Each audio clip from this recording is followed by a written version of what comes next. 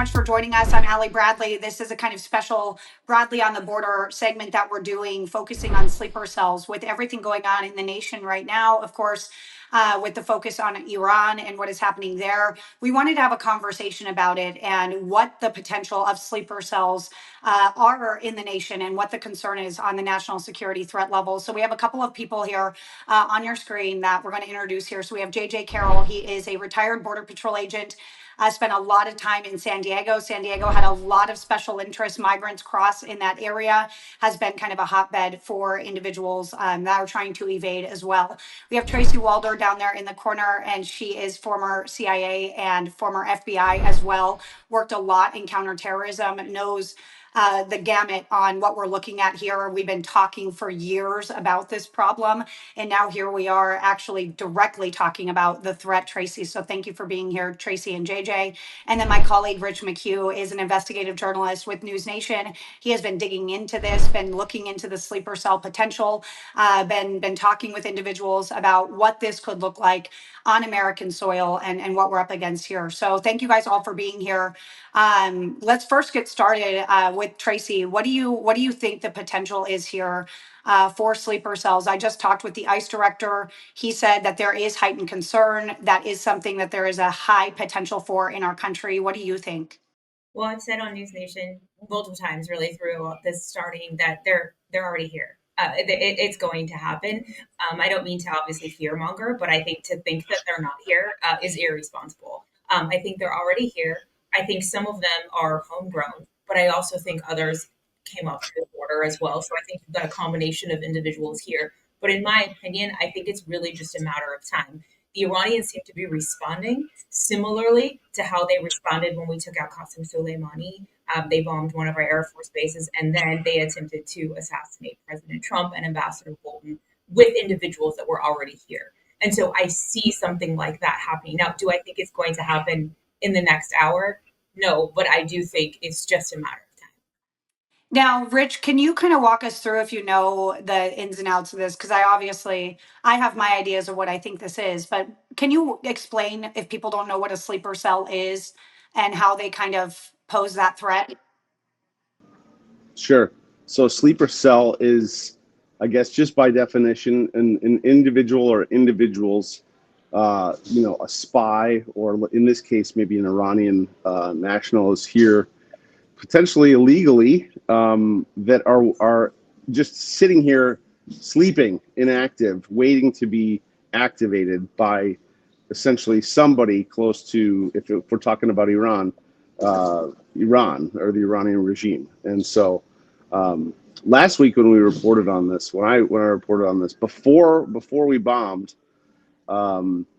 we had reporting that suggests a source close to the White House that I can't name, but a very good source said, look, the White House is actively monitoring these sleeper cells in the United States. And so we put that story out, and I got a lot of trolls. I'll be honest. People were like, oh, this sounds like 2001 or 2002. But here we are. And you're hearing from folks like Tracy and talking to authorities all around the country. Like, it shows that it's a very real threat. They are here. Yeah, and I just got some new data, some new numbers that we're kind of breaking here from ICE, from some of my DHS sources that show who's on the non-detained docket. That means these individuals are not in custody. There are currently 5,840 Iranian nationals on ICE's non-detained docket. 1,300 of them, just about, have criminal convictions. Nearly 2,700 have final orders of removal, and about 2,400 of them said that they were going to be residing in Los Angeles. The vast majority are living in the Los Angeles area based on the information I've seen. Again, these are individuals we know are here that are not detained. So JJ, when I say those numbers, when I say 5,840 are essentially walking around, obviously, these aren't all terrorists. These aren't all individuals that have nefarious intent. But when I tell you numbers like that, what do you think? Being having a seat at the front lines for years there, knowing what you know, when you hear that. I don't believe anything that CBP comes out with. The numbers, they're staggering on their own. And I like to do like you do and say, this is what they're stating, because what they're stating is so outrageous when you really sit down and think about it. And you and I talked a little bit offline. There has been CBP under Joe Biden arrested and released over 200,000 special interest aliens. 200,000. I also know, because the vetting process is non-existent on the border, no matter what Mayorkas told you, it's non-existent. So I could easily, with complete confidence, go up to 1 million special interest aliens or beyond that number, cross the border, undetected or arrested, and was released. What Joe Biden did, his administration did, was treason. Absolute treason. There's no way. Do you know how many people I released as special interest aliens out of 24-year career in the United States Border Patrol? 5. We had 5. In 24 years, we did not release them. You cannot release a special interest alien. And our government arrested 200,000 plus in 4 years and released them all into America. That's staggering. It should scare America. Well, and we talk about the special interest migrants that have been encountered at the southern border. I mean, you look at the vetting process, and this is document after document that was discarded. And you look at some of these, and you've got Senegal, you've got India, you've got Mauritania, you have all of these different passports that are discarded on the north side of the border. So they've entered our country, they discard their documents. So Tracy, you see all these documents, this huge folder. When we talk about the vetting process basically being non-existent, what does that make you think? What do you feel like when you see, hey, this individual is from Mauritania and has ripped out all the documentation inside of his passport and left it in the US? So I'm going to be really honest, maybe a little bit controversial, but it's almost like 9/11 all over again. I was at CIA working in the Counterterrorism Center before, during, and after September 11th. And the reality is especially when I look at like those hijackers, right, as like a case study, if you will, and those individuals, the reality is agencies weren't talking to each other. And in my opinion, they still aren't talking to each other. And they're still obviously not vetting people properly and still not sharing intelligence. And the sole reason that the 9/11 hijackers were successful, and that was in the 9/11 report, I'm not making anything up, is because there was no interagency communication between these individuals. 2 of them had overstayed visas. 3 of them did not have correct visas. And so one of them was actually already on a watch list from Indonesia, but none of that information was shared. And if we are serious about stopping another terrorist attack, large scale one, we really need to, I guess, get it together in terms of this. And it's very upsetting to me, to be honest with you, as someone who was sitting there on 9/11, to see those documents and to see that really nothing has changed. Rich, what's your take on that? Oh, what Tracy just said. It's terrifying. I mean, I agree with it. In talking to sources around New York Police Department, they're on heightened alert. They're terrified. They're like, look, we're doing what we can, but what concerns us most is like these lone wolf actors. That's the number one concern. They can protect soft targets and flood people and resources, but it's what you don't know is like the biggest concern for them. So I keep asking them, what are you seeing? What are you hearing? And the keeps coming back. Like the thing we are most concerned about is some lone wolf actor, either acting from propaganda from the Iranian regime or just on their own. And it's really hard to defend. But if what Tracy's saying is accurate, and I believe it is, that's scary for it should be scary for all Americans right now.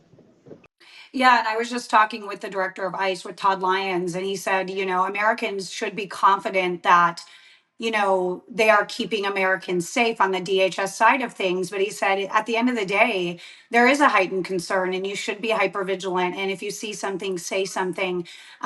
So obviously there is that concern there. So Tracy, you're nodding your head when he was talking about lone wolves. Talk a little bit more about that and why you seem to agree that that is the concern here. I completely agree with Rich, and I have said on NewsNation and social media that I wholeheartedly support what NYPD is saying. That is actually the most concerning, and it's scary, to be completely honest with you. Again, if we look at September 11th, that was a multi-person operation, right? That took money, that took time, that took planning, that took visas, that took all of that. when you have a lone wolf situation, especially if you look at someone who maybe is homegrown, quite frankly, and just simply sympathizes with the Iranian regime, I'm just putting that out there. That is what is the most scary. And I totally agree with NYPD because it's not just a needle in a haystack, it's a needle in a hayfield, to be honest with you. And that makes it really difficult because you have to find sources inside these chat groups that are radicalizing them and helping them plan these attacks. And that is really, really difficult. So how do what I mean, what do we do? That's not very reassuring, Tracy. Listen, again, I don't mean to not be reassuring. That's not the point of why I'm saying what I'm saying. But I think we also have to be honest with ourselves as a country, right? In terms of what our vulnerabilities are. And this is a blind spot for us. It's a blind spot for every country. Lone wolf attacks are really difficult to track. I think the biggest thing, and we have done actually a good job, a lot of attacks have been thwarted as a result of this, of penetrating particularly some of these social media sites, because that's really where a lot of them are doing a lot of their organizing and planning. If we go back and look at individuals that have been arrested, that's where a lot of this is occurring. And NYPD has some of the best resources, quite frankly, of any police department to penetrate some of these groups. I also think the FBI is doing that as well. I don't know if you saw this, Allie, but they reassigned a lot of agents from working basically, ICE issues and moved them back into CI and counterterrorism, which is a really good idea because that is one of the things that they are tasked with is trying to develop sources and penetrate these networks. So that's actually a good thing, at least for the time being. Yeah, and it was interesting because I was listening to your reports yesterday, Rich. Well, actually, I believe it was Joe Khalil was talking to congressional lawmakers, and they were talking about how the resources need to stay on counterterrorism and not towards immigration enforcement. What I thought was really interesting, and maybe JJ, you can speak a little bit more to this, how Border Patrol works with those counterterrorism efforts as well, because they actually didn't just pull those individuals and put them on immigration enforcement. They actually created counterterrorism centers like in Los Angeles using Border Patrol and using the vetting systems and knowledge that they have. So it wasn't just plucking them out and removing them from that. They were actually doing it. So JJ, can you speak at all as to how Border Patrol also works in like counterterrorism and isn't just immigration enforcement, and they have these kind of intel units as well? Well, I'd like to just piggyback on what Tracy just said and add one thing different from 9/11. There's one thing is we don't know where all these people are. We have no idea. Christopher Wray came out multiple times and says, "I have no idea where all these people." And he says, "There's so many of them we don't know." That's almost a quote. 200,000 people were released that we know of. So we have no idea who's out there. No idea. And you showed the documentation of ripping up your passports and IDs. We have no idea, have no vetting. When you ask about what the Border Patrol does, we have a task force called the Joint Terrorism Task Force, JTTF. FBI runs it, but all of the alphabet agencies are in it, so we can utilize each other's abilities, if you will, and record checks abilities. During the Biden administration, JTTF could not keep up with the special interest aliens that they're supposed to interview. So to Tracy's point, we're talking about something that's already happened. This isn't seeing who's crossing the border now. They're already here, and we failed the American people. CBP, the Border Patrol, JTTF, task forces, counterterrorism, all failed because we didn't have the resources. We were doing 300,000 that we know of, 300,000 arrests every single month. We don't have the personnel to do in-depth vetting and interviewing and follow-ups on these people. They're already, Tracy's absolutely correct. We're talking about a problem that is already in America waiting to explode. That's not blackpilling. That's just 24 years experience of knowing how this works. This is law enforcement 101. When you put a powder keg together and place it into America, and then we all go, "Oh, it's all going to be all right. It's okay. Don't worry about it. Go watch your Desperate Housewives of Atlanta. You'll be fine." That's not true. The truth is, if we're being very honest, we are most vulnerable we've ever been in American history. That's my belief. Okay, Rich, I want you to respond to JJ and Tracy based on what you've heard down there in the field and what people are telling you. Do people feel that we're the most vulnerable, that we're in a position right now, like what JJ and Tracy are saying? Yeah, nothing that they're saying is different than what I'm hearing. It's to the point. I mean, just look, for example, at the ICE arrested 11, I believe, Iranian nationals. One of them, at least one of them, the one that was arrested in Minnesota, had admitted ties to the Iranian Revolutionary Guard and had like defied orders of an immigration judge for years to leave the country. And so that's just one. Yeah, they've gotten 130 in the last week. So imagine how many they don't know about, or imagine how many, if they know about 130 and they've arrested them. You know, this current DHS and ICE, they're obviously doing a good job of rounding up people. But imagine what they don't know. That's the scary thing. And I think it connects to like what all the metropolitan, you know, police departments like New York City, which is like a global police force. But it's what they're, you know, it connects to their main concern, that it's what they don't know. Who's living in the city? You know, how many of these people in potential sleeper cells are in New York City and plotting something, or just waiting for word. Now, I did speak to one interesting take was Jonathan Schanzer. He's a former kind of Treasury Department official who followed the finance of terror at the Treasury Department. He's now at the Foundation for Defense of Democracies.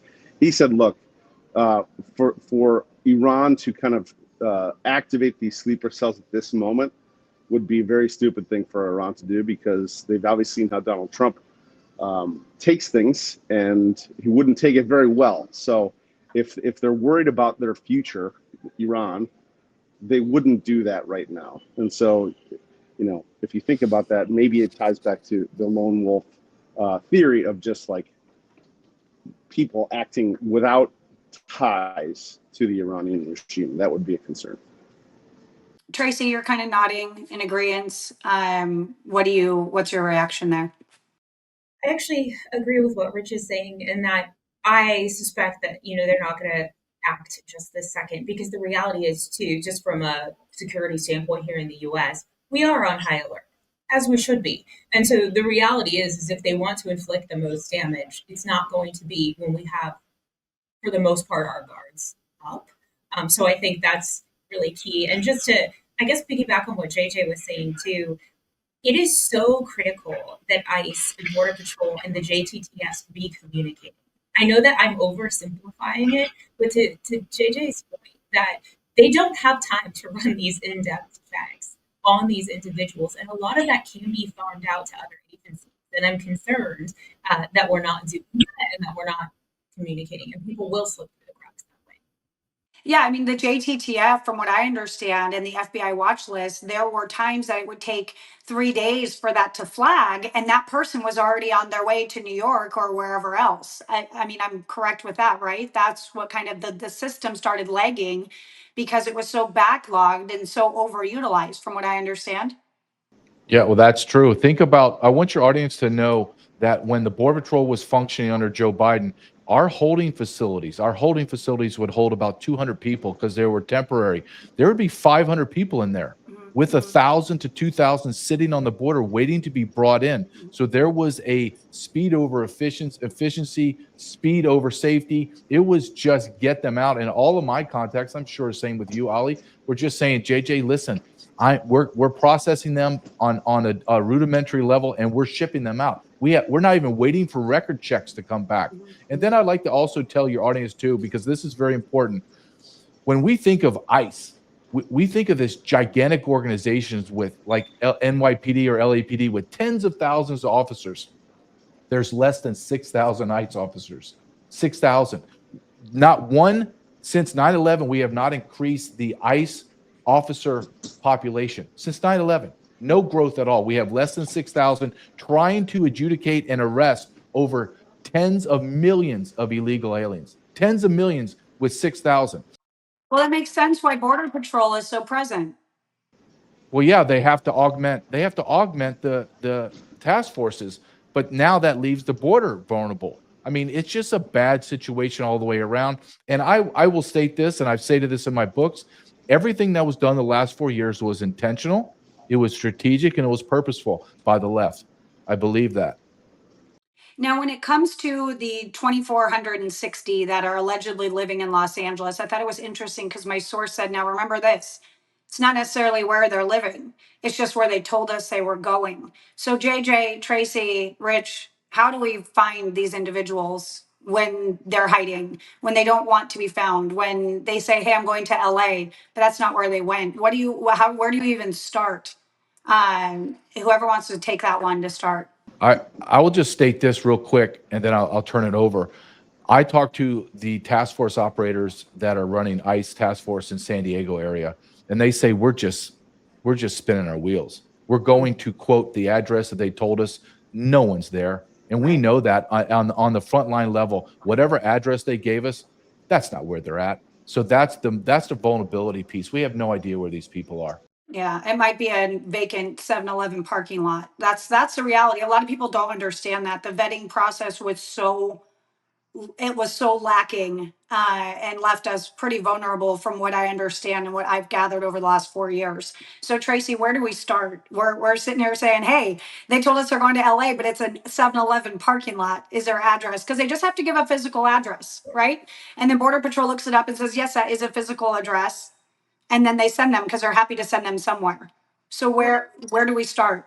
Well, I think part of the issue too, I was an FBI agent in LA. That's where I'm from, to be honest. And there is actually a very large Persian population there. There's no question that there is. And there's nothing wrong with that. A lot of them are actually anti this regime that's there because that's why they came to the United States in the first place. Now, to be fair, these are all the non-detained dockets that most of them have an order of removal. These aren't just, we're not just targeting Iranians that are living in LA. These are, I just want to make that clear to people that they don't think that I'm just putting, innocent civilians on blast. These are people with orders of removal that are on a non-detained docket that I'm talking about. Well, and but that's the point I was trying to make is that part of what I'm thinking that they're trying to do is to blend into some of these communities, particularly why LA is not necessarily raising hairs of individuals because, again, there are these perfectly innocent. I mean, this is where bridesmaids in my wedding are Persian from LA. So that's not what I'm trying to say. But what I'm trying to say is it doesn't necessarily raise hairs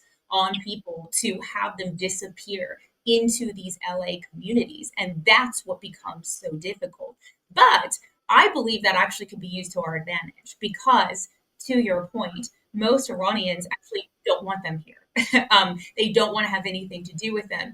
And I do think it would be really important and behoove of particularly the FBI LA office to capitalize on any sources that they have within the Persian community, within LA, to see if any of them came to the attention of individuals, because I absolutely think that Iranians here would gladly work with the FBI to tell them if they had seen any of these individuals who should not be here.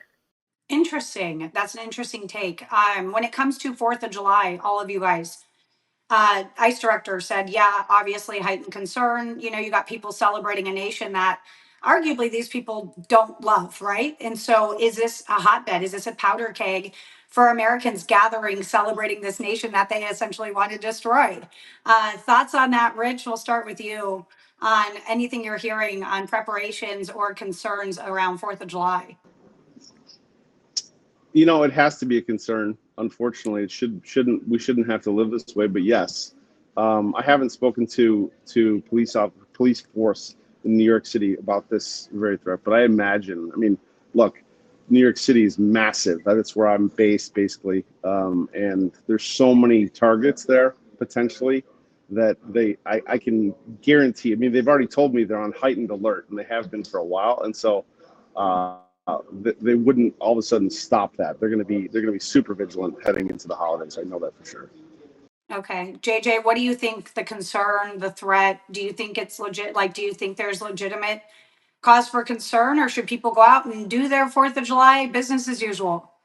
I think we have to live our life, but we have to come into reality that we live in a different country right now. We have what they claim to be, the federal government claims over 42 million illegal aliens are living in America right now. When you add up the data prior to Joe Biden, that's not good. It's 1 in 6 to 1 in 7 residents in America is illegal alien.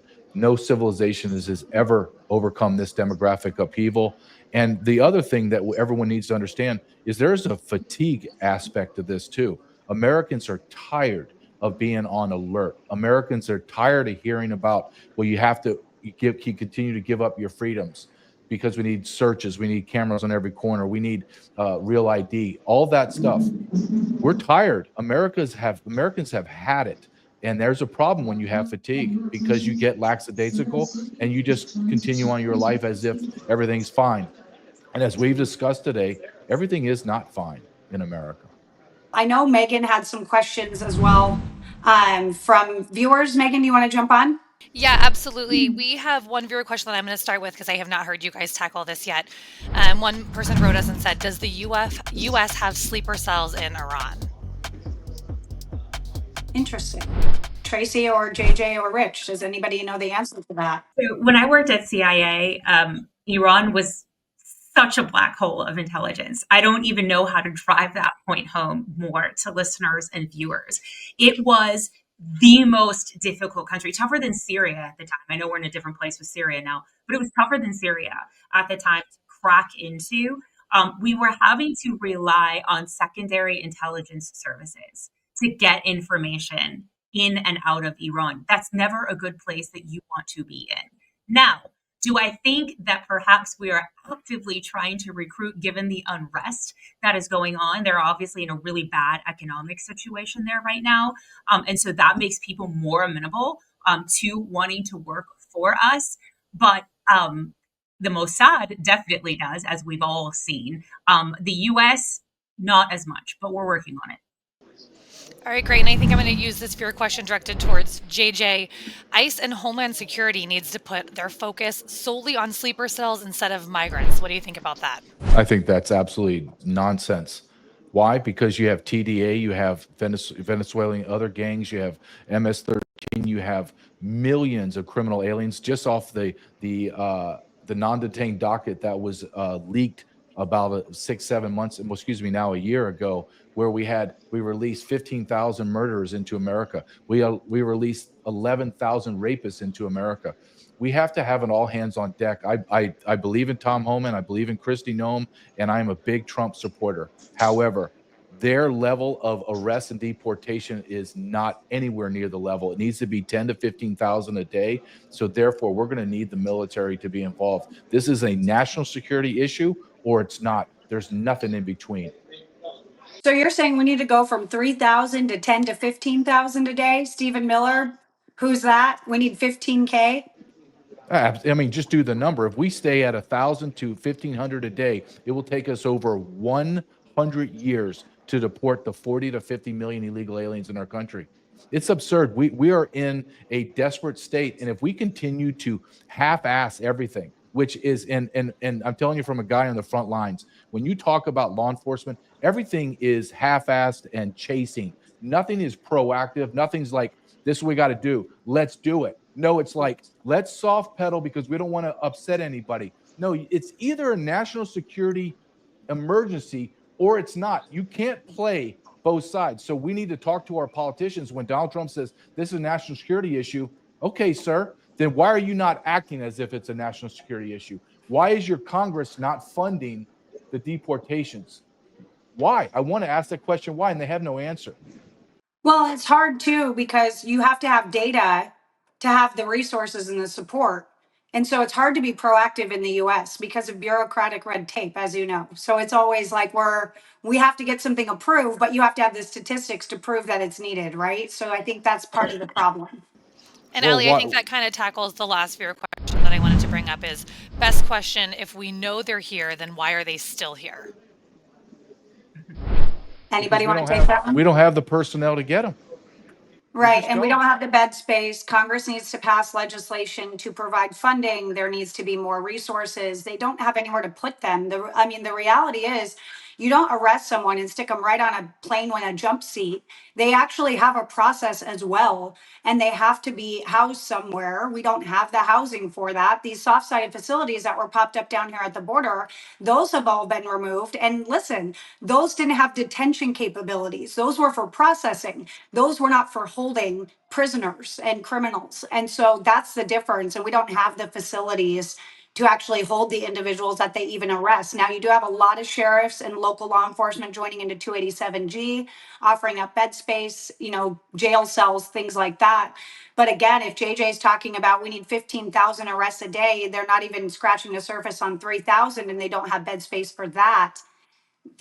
Therein lies the problem. And so there's going to be those issues that continue to crop up until Congress makes a move. Of course, the BBB, I believe, has some money in it for these efforts and this move as well. All right, thank you. All right. Thank you guys so much for joining. I appreciate you. We'll have to do a re-up in like a couple weeks, see if we've learned anything new and see, hopefully we're not talking about anything bad. Hopefully we're saying we were all wrong. Wouldn't that be great? Great. That would be great. Thank you guys. I'm God wrong. bless you Thank all. you. Thank you. Safe travels, Rich. Take care, everybody. Thank you. Bye-bye. Thank you. Thank you. Thank you. Thank you for watching. Subscribe below and download our NewsNation app right now on your phone, and you will get fact-based, unbiased news for all Americans.